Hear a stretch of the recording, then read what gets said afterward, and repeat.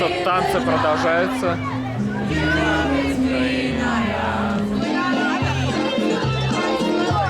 Наполеон приехал. Не, ну, ребят, такое ощущение, что меня раскрутили на бабки. Посмотрите, это не подделки, то есть жарится всего несколько минут с каждой стороны. Вот это нежнейшее мясо, вот эта корочка хрустящая, вот этот сок. Просто улетаешь. Путешествуйте с Альфа-банком. Выбирайте, куда лететь в сервисе Альфа Travel и получайте супер кэшбэк на авиабилеты до 30%. Покупайте с выгодой в приложении банка или на сайте Альфа Travel. Не просто выгодно, Альфа выгодно. Всем огромный привет, вы на канале Вечное Лето. Всем привет. И мы во Флоренции. Да, наконец-то, это один из самых наших любимых городов. Да что скрывать, наверное, после родного Саратова это наш самый любимый город, в котором мы были, в который мы всегда хотим вернуться. У нас даже постер в спальне с Флоренцией, там карта Флоренции. А позади нас Палаццо Медичи, здесь жила знаменитая семья, а мы поселились в отеле в 2 шагах отсюда, так что фактически мы соседи. И сейчас мы идем в центр, чтобы поужинать в любимом ресторане. Да, у нас уже есть любимый ресторан. Посмотрите, какая женщина красивая сейчас сзади нас пройдет. Вообще роскошная, такая высокая. А в Италии много красивых людей. Просто ходишь, любуешься. Так и хочется мужу вот так делать. Туда не смотри, ты сюда смотри. Вот. И мы приехали сюда из Милана в прошлую поездку в Италию. Несколько лет назад мы брали машину в аренду, а в этот раз решили попробовать покататься на поезде. И это так классно, так удобно. Сколько стоил билет из Милана? Я точно уже не помню, 13 евро, по-моему. Да, классный поезд, вагоны новые, туалет, стол рабочий. Мы ничего не снимали, потому что нам надо было поработать, видео выложить. Так что оцените, пожалуйста, наши старания. Мы даже в путешествиях про вас не забываем, все монтируем и выкладываем. И сегодня у нас насыщенная вечерняя программа. Пойдем в наш любимый ресторан, покажем вам. Будем слушать уличных музыкантов, погуляем, может быть, по магазинам, по центру. Вот, смотрите, мужчина играет. Ну и вообще покажем общую атмосферу города, будем наслаждаться, а вы будете наслаждаться вместе с нами. Вообще у нас во Флоренции насыщенная программа, мы будем здесь почти неделю, и у нас каждый день расписан. Мы будем встречаться с нашей подругой Ириной, которая уже много лет здесь живет. Она гид, и она все знает про Флоренцию. В прошлый раз она нас влюбила в этот город, и мы с ней списались, договорились встретиться, но это будет только послезавтра. Поэтому обязательно подписывайтесь на наш канал, чтобы ничего не пропустить. Выпуски обещают быть интересными. А тем временем мы приходим на центральную площадь к собору Санта-Мария-дель-Фьори. Спасибо, Ирина, за мои прочные глубокие знания. Это невероятной красоты собор, и вы сейчас его увидите. Да, мы живем прямо на улице, представляешь, по прямой прошел, 3 минуты, и мы здесь. У меня мурашки. В прошлый раз мы жили так далеко, прям долго шли. А теперь мы, по сути, живем в центре, можно даже бегать домой, переодеваться с вечера. Хотя погода классная. И вот он, знаменитый купол Филиппо Брунеллески. Если смотрели сериал «Медичи», то вы понимаете, о ком я говорю. Если не смотрели, обязательно посмотрите. Спасибо Ирине, которая посоветовала нам этот сериал. Классный. И там все про Флоренцию, знаменитую семью Медичи, которая спонсировала создание этих произведений искусства. И в том числе про этот собор, про этот купол. Почему собор долгое время стоял без купола, как его строили. Ну, вообще потрясающие скандалы, интриги, расследования, любовь. Все, как я люблю. Когда мы приехали в Италию в прошлый раз, у меня была мечта посетить Рим, увидеть Колизей. И наши зрители узнали, что мы едем в Рим, и сказали: ребята, обязательно съездите во Флоренцию, вам точно понравится. А я думаю, Флоренция, и что-то слышала, а где, толком и не знала. И действительно, даже Рим не произвел на меня такого впечатления, как Флоренция. Мое сердце осталось здесь. Меня поразило то, что это не просто город, каких много на планете. Он невероятно красивый. И это действительно музей под открытым небом. Каждый угол здесь пропитан историей. пропитан искусством. И получается, вы живете, по сути, как в музее. Глаз радуется, душа ликует. Столько интересных здесь событий произошло. Настолько город старый, но при этом сохранил свою красоту, свой дух. Здесь даже, если обратите внимание на фасады домов, здесь запрещено вешать кондиционеры, развешивать белье. Вообще, всячески менять фасад здания для того, чтобы сохранить в первозданном виде. И находясь здесь, такое ощущение, что я нахожусь в городе где-то в 1600-х годах. То есть здесь время остановилось. Люди ходят с айфонами, брендовыми сумками, современными вещами, но архитектура такая же, какая была 300-400 лет назад. Я считаю, сложно построить, но сохранить еще сложнее. Особенно, когда есть варианты попрактичнее, подешевле, побыстрее. А здесь нет. Вы посмотрите, какая красота. Меня это очень вдохновляет, такая красота. Я в принципе, люблю небоскребы и все такое, большие города, но ненадолго. То есть пару дней, недели я прям вымотанная. А здесь нет. Вот эти вот узкие улицы, вот эти ставни, цветы, эти оттенки, которые не режут глаз. Нет вот этих билбордов кричащих, трасс. Ты прям здесь восстанавливаешься, отдыхаешь. Я очень люблю Флоренцию. Может быть, в прошлой жизни я здесь жила, может быть, я строила этот собор. Не знаю, но даже в прошлый раз, когда мы приехали и увидели этот собор, у меня аж ноги задрожали, насколько я была потрясена. Почему вообще раньше строили такие величественные сооружения? Потому что Италия, как страна, не всегда была такой большой. Я знаю, что каждый город, практически Флоренция, Милан, Пиза, это было отдельное государство со своими правителями, со своей валютой, даже мерой весов. И только относительно недавнем масштабах времени она объединилась. И закончились междоусобицы. И эти соборы строились для того, чтобы показывать приезжающим людям величие и мощь государства. Как еще это показать? Конечно, через такие сооружения масштабные. Не так много мест на планете, городов с богатой по-настоящему историей. И вот Флоренция – один из этих городов. Поэтому запасаемся гидами, благо они здесь есть на русском языке. Мы как-то ходили на экскурсию, англоговорящий гид, вообще ничего не поняли. Аудиогид тоже не то. Ой, все с цветами, так классно. Флоренция переводится как цветочный город, флора. И обязательно ходите на экскурсии, желательно каждый день. Вместо того, чтобы слоняться туда-сюда по улицам, не зная, где какой дом, где какой художник, что за статуя, что за произведение. Прокачивайте себя, наполняйтесь этими знаниями. Даже не то, чтобы потом произвести на кого-то впечатление, самим приятно узнавать. Время летит незаметно, выходишь с экскурсии такой наполненный, так классно.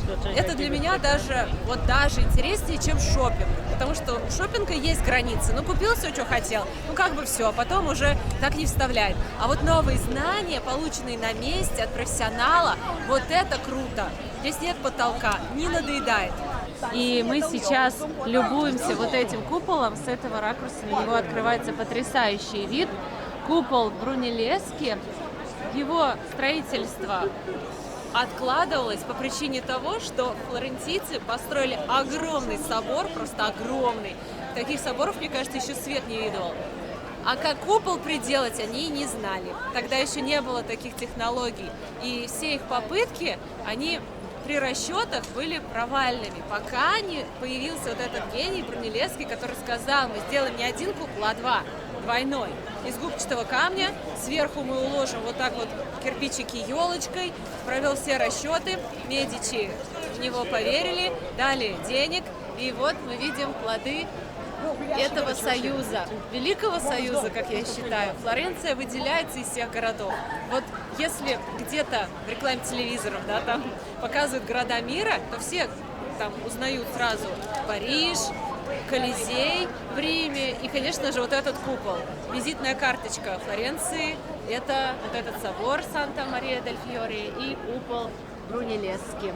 И если посмотреть на Флоренцию сверху, то крыши, они все будут даже вот похожего цвета, чтобы сохранить единый стиль города. Вот что 5 лет назад, что сейчас мы приехали, ничего нового. И мне нравится эта стабильность. Я человек консервативный, стабильный. Я не меняю часто сумки, машины и мужей. Вот посмотрите, даже современные магазины очень аккуратно, элегантно вплетены в архитектуру города. Здесь продают знаменитое мороженое, итальянское джелато с различными вкусами. Выбор от классических до экстравагантных, чего только нет. Посмотрите, там как будто река шоколада. Мы, по-моему, в прошлый раз тут были и брали мороженое, Венчи называется эта марка. Это вся очередь за мороженым, кстати. Я сейчас не готова столько стоять ради мороженого, потому что хочу есть. Ну, чтобы не портить аппетит, мы идем в очень классное место, надеюсь, там будут столы. Come può uno scoglio arginare il mare? Также есть небольшой базарчик, где можно купить одежду, сумки из Италии. Кстати, говорят, вот эти сумки очень хорошего качества, настоящая кожа и по деньгам недорого. Хочу поближе показать сумочки, которые вам можно будет здесь купить. Посмотрите, это не подделки, то есть вы не увидите здесь логотипов Chanel, Louis Vuitton, нет. Быть может, какие-то модели и вдохновлены люксовыми брендами, ну, типа, да, плетение, как Bottega Veneta и тот же узел, но это совершенно другая сумка, в той же технике, но другая сумка, что по мне гораздо круче. Носить подделку, ну, такое себе, спросят, это настоящая, а вы говорите, нет. А лучше взять вот такую, она как Bottega выглядит, да, только гораздо дешевле. Большой выбор, прям мягкие, такие приятные, и запах вот этой кожи повсюду. И мы плавно подошли к площади Синьории, где стоит статуя знаменитая Давида, но это копия. Оригинал мы в прошлый раз не смогли увидеть, надеюсь, что увидим в этот раз и покажем вам. И здесь, вот смотрите, если смотреть на башню с часами на этой площади, то справа будет магазин классной итальянской обуви Неро Джардини. Они работают с 1975 года. Очень мягкая, качественная, удобная обувь. Мы хотим там что-нибудь посмотреть. Вот, ребят, посмотрите, как выглядит обувь. Такие лоферы классные у них. Невероятные выглядят, как Лора Пьяна, только они стоят... Сейчас узнаем, сколько они Где-то стоят. 170 евро. Сделано в Италии, все прям по технологии, очень классно. Вот посмотрите, как обувь смотрится на Саше. Мы выбрали вот такие лоферы, замшевые, с интересной такой светлой подошвой. Она не тонкая, а достаточно высокая. Ну вот мне нравится такая подошва. Под этот образ самое то. И здесь еще сумки продаются, вот нам сумка нужна. Но мне кажется, это не совсем то. Смотри, какие красивые вот. Тоже лоферы, кожаные. Это для, ну, деловых образов. Вот эти, кстати, тоже симпатичные. 145 евро. Красота. А я тоже взяла себе, вот сейчас померяю. Поздравьте меня, я купила босоножки. Стоят они 115 евро. Кстати, на русский паспорт нам оформили tax-free, что приятно. К сожалению, лоферы Саши не подошли. 42 большие, 41 маленькие, а половинчатого размера не было. Ну ничего страшного, будет чем заняться завтра. А сейчас с разыгравшимся аппетитом идем есть. Посмотрите, действительно старый город. Ощущение, что мы попали в прошлое. Как и раньше, здесь были лавки, торговцы предлагали свои товары. Мне кажется, часть этих товаров дожили до наших дней, например, вон те вазы. Здесь много антикварных магазинов. О, знаменитый мост! Я везде хочу. То есть я хочу на площадь Синьории и к мосту. Кстати, эта река много раз выходила из берегов. Наводнения были такие жесткие, которые потом провоцировали, ну, эпидемии, всякие чумы в этом городе. Ой, чума унесла, наверное, однажды 70% жителей. Ну, вообще. Так, а мы не сбиваемся с курса, идем в нужном нам направлении. Вот этот мост через реку, он соединяет, по-моему, галерею Уффици с вот этой стороной. Этот переход, он же мост, построили Медичи специально для себя, как черный ход, что ли. Да, из сверху проход вон там, коридорчик для них был индивидуальный, а здесь уже лавки торговые всякие. Там уже много сотен лет продают золото и до сих пор продают золото. может, купишь мне там золото? Ага. Ну, я на самом деле не хочу там покупать золото, я бы лучше зашла в Cartier. Ой, а прикинь, если Cartier откроют бутик на этом мосту, Ага. как это будет символично и здорово. Греем попу на камнях, позади меня река Арно. Здесь можно покататься на лодочках. Я думаю, обязательно надо будет этим заняться. В прошлый раз мы совершили одну фатальную ошибку. Мы были здесь всего лишь 3 дня. Или 2 даже. Или даже 2 ночи. 2 ночи. Вообще не хватило. Вообще галопом носились, уставшие, голодные. В этот раз решили поехать подольше. Я бы вообще тут пожила. Сняла бы квартиру и жила. Училась делать сумки или обувь. Вообще классно. С погодой нам повезло. Обещали дожди. Я Саше говорю, все, дожди. Я такой паникер. Боже, как от этого избавиться? Он говорит, да ладно, забей, погода еще 100 раз изменится. Я говорю, да осталось 3 дня, там дожди, все, дождевик покупай, все, облом. Нет дождя. Ой, только легкий свежий ветерок. Вообще не холодно, не жарко. Да, вот я до чего любитель поесть, настолько я сейчас напитываюсь эмоциями от красоты вокруг, что я даже не бегу в ресторан. То есть у меня нет даже такого голода, потому что он замещается насыщением духовным, красивым. Путешествуйте с Альфа-банком. Выбирайте, куда лететь в сервисе Альфа Travel и получайте супер кэшбэк на авиабилеты до 30%. Покупайте с выгодой в приложении банка или на сайте Альфа Travel. Не просто выгодно, Альфа выгодно. А какие тут рестораны, а какие здесь повара. Вот позади меня, на 1-м этаже какого-то палаццо, которому лет 500, расположился ресторан. Современная такая легкая лаунж-музыка, приятная атмосфера, зелень. Как бы не сильно отличается, да, от той эпохи, даже несмотря на музыку. Хочется сидеть в таких местах с историей. Круто, когда отель находится в каком-то особняке, и ты живешь в комнате, где интерьер сохранился там с 1800-х годов. Классно! Мы пришли в ресторан, называется Франческо Вини. У них чудный винный погребок. Нам в прошлый раз его показали. Заходим и будем заказывать. Пришли в ресторан, такие уже намылили сесть. А нам говорят, а вы делали бронь? Мы говорим, нет. Они говорят, к сожалению, сегодня все занято. Говорит, сейчас я книгу проверю, записи, и проверила, говорит, да, свободных столов нет. Говорит, сейчас я менеджера позову. Ну, я уже думаю, блин, как жалко, я так настроилась. Думаю, пожалуйста, пожалуйста, пожалуйста. И он приходит, говорит, сейчас я еще проверю, что-то там посмотрел. Говорит, 1 последний стол свободен на 2. И вот мы тут, ура, последний стол. Ну, надо было подумать, да, но я не знаю, как бронировать. Через интернет, наверное, но пока не все столы заняты, но еще и не время для ужина, видимо. Да, Хотя мы 7 еще часов. рано пришли, 7, обычно все вот к 8 потянутся. Ага. И ресторан, кстати, большой, и на улице есть столы, и там зал, и здесь. Давайте быстренько пройдемся по ценам. Несмотря на то, что это очень хороший ресторан в самом центре города, цены здесь даже ниже, чем в топовых ресторанах в центре в Милане, где не прям что вкусно, а здесь очень вкусно.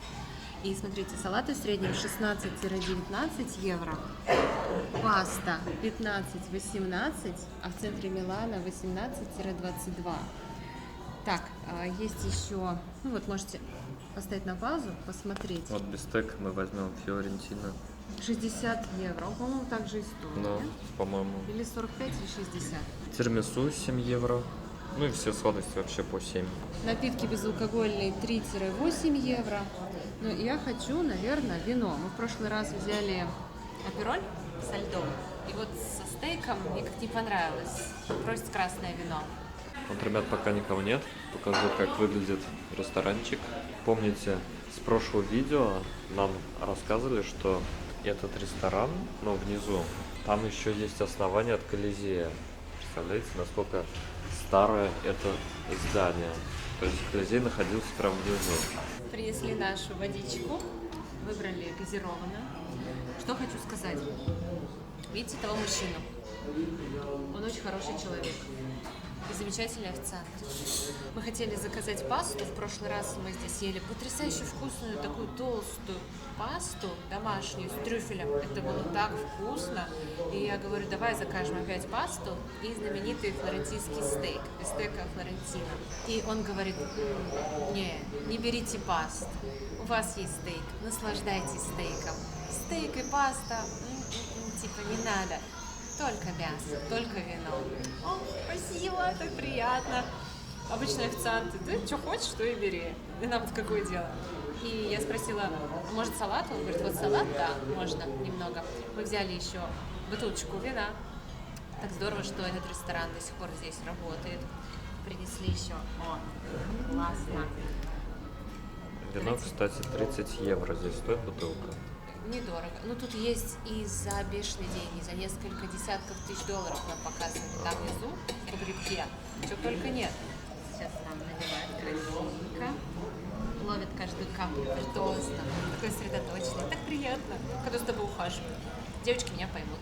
То все дома трудишься, как пчелка, а потом, когда ты приходишь, и с тобой ухаживают. Ты такой, ой, как здорово. Все, Светик, за хороший отдых. За хороший отдых и за процветание этого ресторана. Франческо Винни. То есть после нас прошло уже 4,5 года, а он до сих пор работает. О чем это говорит?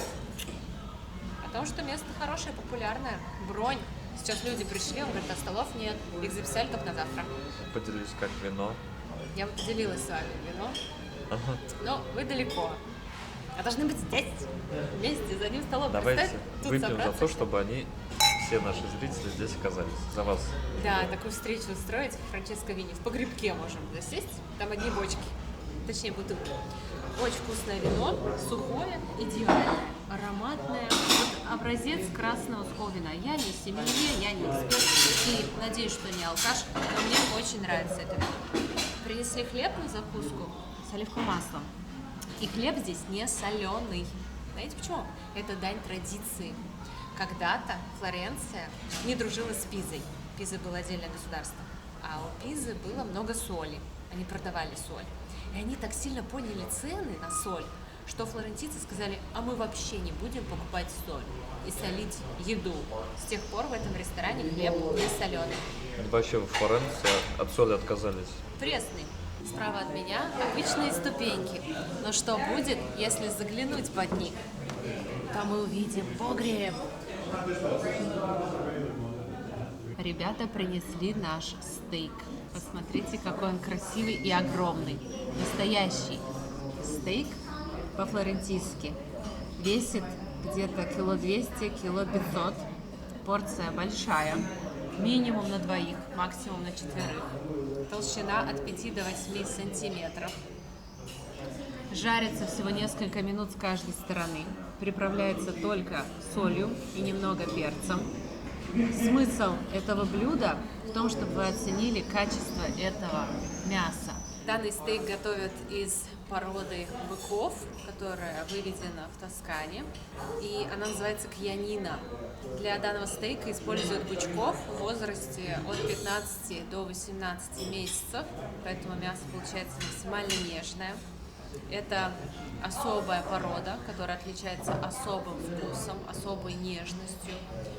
Эти бычки исключительно травяного откорма, поэтому получается у нас внутри мясо нежное, сочное, и вот сверху пробовать. такая корочка, которая добавляет какой-то изюминки данному блюду. Это Готовится, кстати, на огне. надо. Жирочек супер. Не скучал. Я тоже. Мы когда попробовали первый раз, давно, еще 4,5 года назад, это, наверное, был один из первых стейков, и мы подумали, тут мясо вообще сырое, как это есть? Может, попросим его дожарить? Ну, всякие мысли были.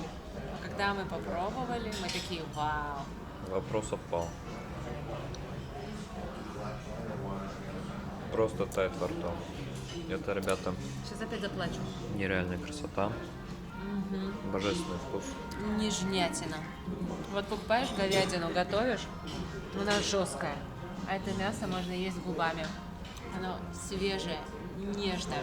Цена за настоящий стейк по-флорентийски варьируется от 40 до 70 евро. Здесь 60 за килограмм, так что, в принципе, это вот нормальная цена за него. Обязательно мясо должно быть на кости. Вот, это определенная часть. И это очень вкусно. Если будете во Флоренции, то обязательной частью программы у вас должно быть поедание данного стейка. Обязательно в компании хорошей и с хорошим вином. Я не знаю как, я не знаю почему, но это так вкусно, это так сочно. Особенно если сверху посыпать немного крупной солью. Вот это нежнейшее мясо, вот эта корочка хрустящая, вот этот сок. Просто улетаешь. Действительно, не нужна ни паста, ни пицца, ни пюре, никакой гарнир из круп. Это просто фантастика сама по себе. Ты просто улетаешь. Волшебно. Ребята, этот стейк просто огромный. Пока вы его едите, он, естественно, остывает. И мы сейчас попросили его подогреть. Имейте в виду, что не обязательно есть холодный стейк, когда половину съели, а вторая половина уже холодная. Он достаточно быстро остывает. Просите, чтобы вам его подогрели, и потом едите дальше горячий стейк и кайфуете. Пока греет наш стейк, я хочу задать вам вопрос. Зачем нам дали 5 вилок? Я не знаю, у меня даже предположения нет. Нас двое. Нам положили 5 вилок и 2 ножа. А вот и наш горячий стейк. Едим скорее, пока горячий. Смотрите, какой жирок. Вот этот жирок такой вкусный вообще. Сочный такой. Я теперь даже ищу с жирком. Да он весь вкусный. Особенно если вот так посыпать солью. А пахнет чем-то таким углями, шкварками, что ли, не знаю чем.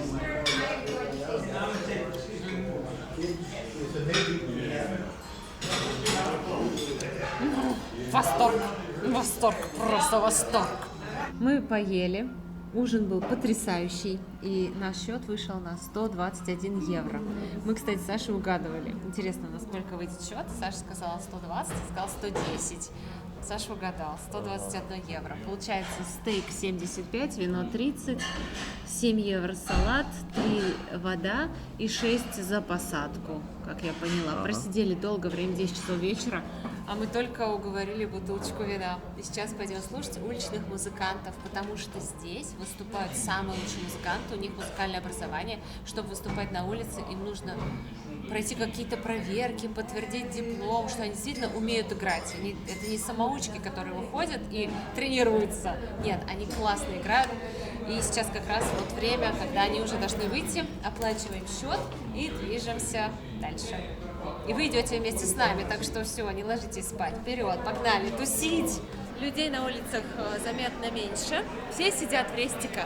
Все с улиц перекочевали в заведения. Полные посадки везде. Что хочу сказать. Дороговато, но мы знали, что так будет. Мы на это шли, потому что побывать во Флоренции и не поесть этот стейк, который мы уже знаем, ради которого, в том числе и ехали, было бы очень неправильно потратить столько на прилет, на отель, на всякие другие дела, на визу и не поесть стейк, не кайфануть. Как-то это нет, нехорошо. А теперь первое дело сделано. У нас уже традиция ходить в этот ресторан. Да, я теперь, знаете, о чем мечтаю? Чтобы кого-нибудь из родных или друзей сюда привезти, поделиться. Сама насытилась, теперь хочу делиться. И мы идем гулять. Я хочу показать эту красоту, как подсвечивается здание красиво. Смотри, как вечером город вообще другими красками заиграл. Потрясающе. Везде теплые фонари. Заметьте, не просто так, чтобы сохранить вот эту вот атмосферу. И они все одного уровня кельвинов, как сказать. 1 Кельвин. Они кельвины вокруг. Тепло, хорошо. Поели потрясающе. Это было невероятно. Это было так вкусно. И причем сейчас, может потому что мы с такой радостью все съели, нет тяжести в животе. Хотя съели 1,5 килограмма мяса где-то. Там кость еще туда-сюда, килограммчик. Все равно, вот после мяса бывает тяжело. Здесь нет такой тяжести. И мы бутылку вина еще уговорили, и нет тяжести в теле. То есть чувствуется опьянение, может, потому что мяса много ели? Может, а завтра будем видео пересматривать. И такие, не чувствуется опьянение. Потому что когда ты подвыпивший, ты думаешь, что я вообще нормально, танцую классно. А потом смотришь и думаешь, удалите эти видео, пожалуйста. Это как Вокс Уолл-стрит. Я вел как... машину как бог. И Ну, вот- я надеюсь, что вам нравится то, что вы сейчас видите. И мы подходим к фонтану, который построил архитектор. Его фамилия Аманати. О, Аманати, Аманати. Аманати, какой мрамор ты испортил, говорили местные жители, видя эту статую и этот фонтан. Они говорят, что человек, изображенный на этом фонтане, просто ужасен. Его руки напоминают не бицепсы атлетически развитого человека, а мешки с дынями. Местные жители в этом фонтане стирали белье, мыли ноги, всячески показывая, что им не нравится это произведение искусства, и они его таковым не считают. А сейчас это, между прочим, большая достопримечательность, которая ограждена забором, все фотографируются вот она. и, конечно, представляет огромную ценность для мира искусства и для этого города. Что вы думаете? Ну, я не эксперт в искусстве, поэтому мне нравится. Но жители Флоренции на тот момент все, наверное, были искусствоведами. Они разбирались в искусстве, они знали, какие картины им нравятся, какие скульптуры им нравятся. И вот это им не нравилось. Что интересно, да? Вот вроде бы сейчас смотришь, ну... ничего- Нормальный мужик. А Ага. они говорят, что он ужасен. Конечно, когда они видели работы Микеланджело, Давида, может быть, они там сравнивали и как-то это, им что-то не нравилось. Ну, мне нравится нормальный фонтан, отличный. Мне кажется, сейчас он представляет такую архитектурную ценность, что его стоимость даже невозможно измерить в денежном эквиваленте. А тогда люди просто его захаяли, можно сказать. Они даже подписывали петицию, чтобы его убрали из этого города. Мол, режет глаз, не нравится. Вот насколько искушенные, да, были тогда Да. искусством люди? Это как раз уровень флорентийцев показывает, насколько искушенные люди были, что им вот не нравилось это произведение. Это еще что? А вот сейчас, да, тоже много появилось людей, которые работают с гипсом, с бетоном, и они делают всякие статуэтки в виде там грибочков, черепах, верблюдов, ну, всяких животных. И это смотрится мило и прикольно. Все покупают, украшают львами свои дома, хотя там лев такой. И никто не говорит, Да. боже мой, он так не похож на настоящего. А здесь вот вы посмотрите, какая история интересная. Ой, джелатерия. Продается знаменитое мороженое итальянское джелато. Так как мы не съели десерт в ресторане, хотя на законных основаниях могли взять тирамису, но мы не стали.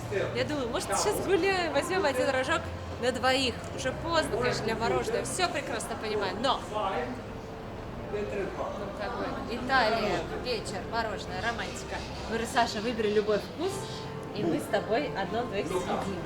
Только не вот фруктовый лед. И не бургер. Нет, может, соленая карамель, знаешь, что-то с перцем может есть. Ну, что-то такое необычное. Как классно здесь вечером. Все гуляют, отдыхают, запускают какие-то штуки в небо. И это причем тренд всех курортных городов. Везде, и в Таиланде запускают, и в Турции вот эти штучки летающие. А мы любуемся витринами. Смотрите, какая красивая одежда, что носят в Италии. Во Флоренции, кстати, есть все брендовые магазины, какие вам только нужны. И тяжелый люкс, и масс-маркет, и средний Легкий. сегмент. Zara, H&M, Chanel, Louis Vuitton, Dior, Gucci, Prada. Ну вот все, вот это вот, все здесь есть. Поэтому это не просто, знаете, какой-то старый городок, он очень даже развитый. Даже вот смотрите, Guess, Levi's. Здесь можно очень круто закупиться. Я вот, например, в Милане искала одни очки Gucci. Они говорят, у нас sold out, нет их в продаже. Я говорю, а посмотрите, есть ли во Флоренции? Они смотрят, говорят, да, там есть. Ну, сейчас уже магазины закрыты, мы не можем с вами туда пойти, но завтра сходим. Здесь на площади танцы. Девушку какую-то прям в воздухе кружили. Причем это обычно люди из толпы показывают свои навыки. Мы тоже стоим, хлопаем в ладоши и наслаждаемся. Может, отправимся в пляс.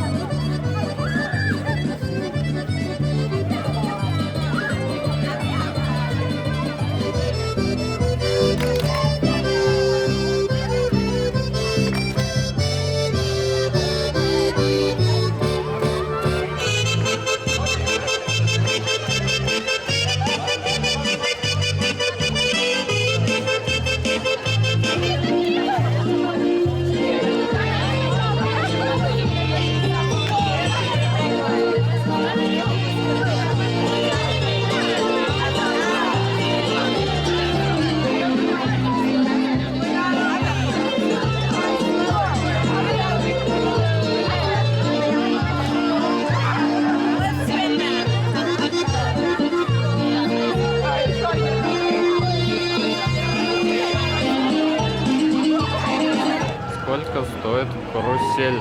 В общем, ребята, 2,50 за человека, 2,5 евро. В общем, недорого. 2,5 евро за взрослого, 1,5 за ребенка. Абонементы уже 5, 10, 15 и 20 евро. Ну, зачем нам абонемент? Крутиться, да? Саша говорил мне покататься. Идем. Ну, пойдем. О, божечки, не знала, что сегодняшний день закончится так. Выбрала самую красивую, самую добрую лошадь. Вот здесь, с краешку. Саша, а ты садись туда. Хорошо. Или можем рядом сесть? Нет, вот с краю красиво будет. Ага. Да, вперед. Все, погнали. Погнали. Все, ребята, уселись. О, тут танцы продолжаются.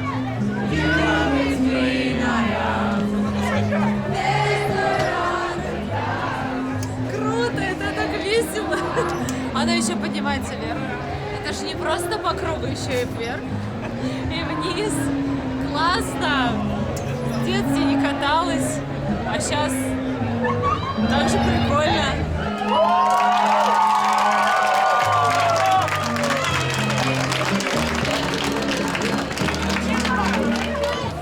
Наполеон приехал. Ой, вообще классно, мило и недорого. Не, ну, ребят, такое ощущение, что меня раскрутили на бабки. Всего 3 минуты покатали, я только снимал, и уже все закончилось. И тебе не кажется. А у меня до сих пор штормит.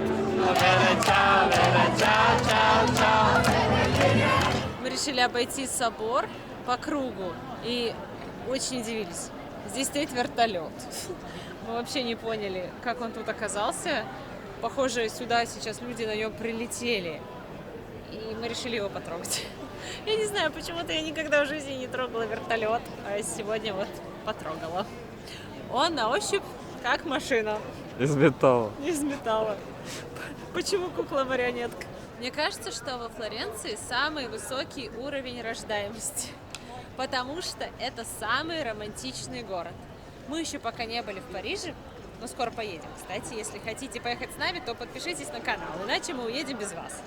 Потом не обижайтесь. Романтика витает в воздухе. Мне кажется, здесь каждый день должно рождаться 5000 детей. Минимум. Все вокруг целуются, обнимаются, жамкаются. Это не должно пройти бесследно. Мы зашли в кондитерскую, и здесь продаются пирожные макаронс 2 и 2,50 за штуку. Огромный ассортимент разных вкусов. А еще каноли. Это вот эти хрустящие трубочки с кремом. Крем-чиз, фисташка, сыр с шоколадом, карамель. Можно взять отдельно трубочки, и вам начинят, ну, чем хотите. Шоколадом, фисташкой. Сделают прям начинку под ваш вкус. Панакота, пирожные. Но это мы оставим на завтра, потому что сейчас уже поздно. Сейчас можно только любоваться красотой собора.